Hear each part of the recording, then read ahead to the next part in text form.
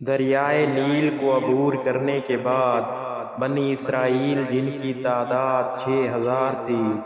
حضرت موسیٰ علیہ السلام کے ساتھ ایک بسے آب و گیا میدان میں جب قیام پذیر ہوئے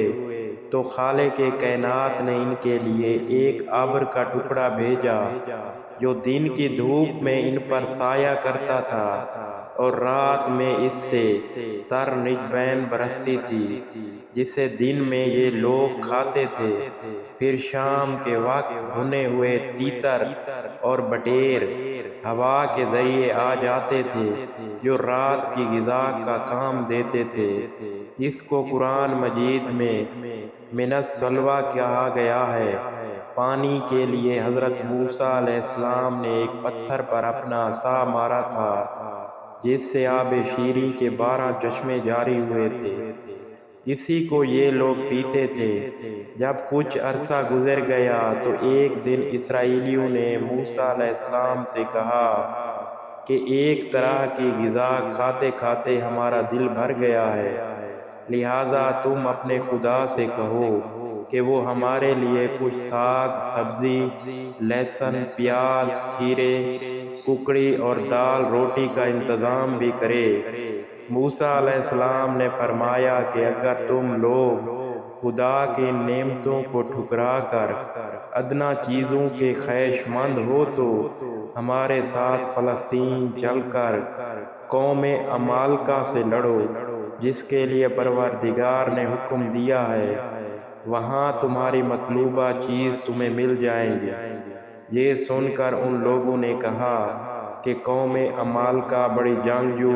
خونخوار اور ظالم و جابر قوم ہے، اس سے مقابلے کی ہمت و طاقت ہم میں نہیں ہے۔ جناب موسیٰ علیہ السلام نے انہیں سمجھایا، بجھایا اور ہموار کرنے کی بڑی کوشش کی، مگر انہوں نے کہا کہ تم خود لڑو، ہم یہیں رہیں گے، اور جب تم اس قوم پر فتح اور قابو حاصل کر لو گے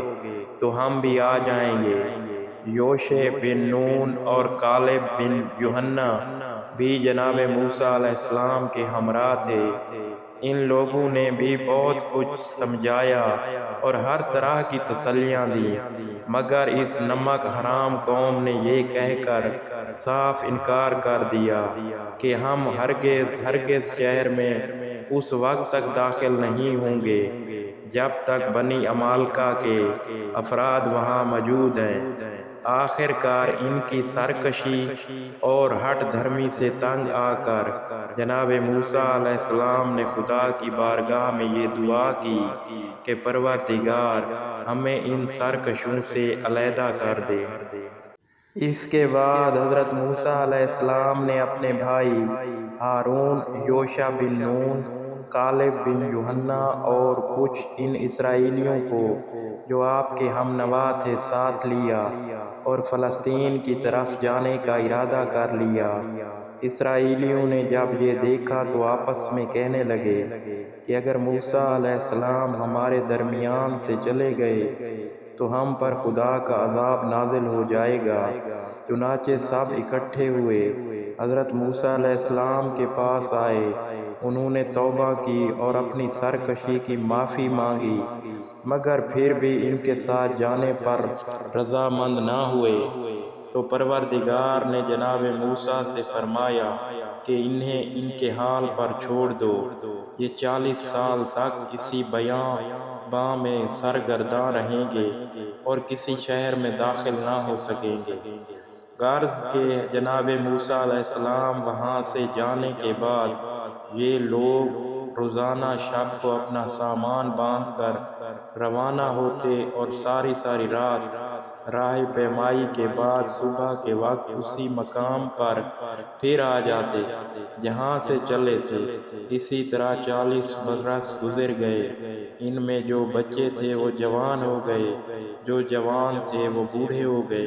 اور جو بوڑھے تھے وہ مر گئے۔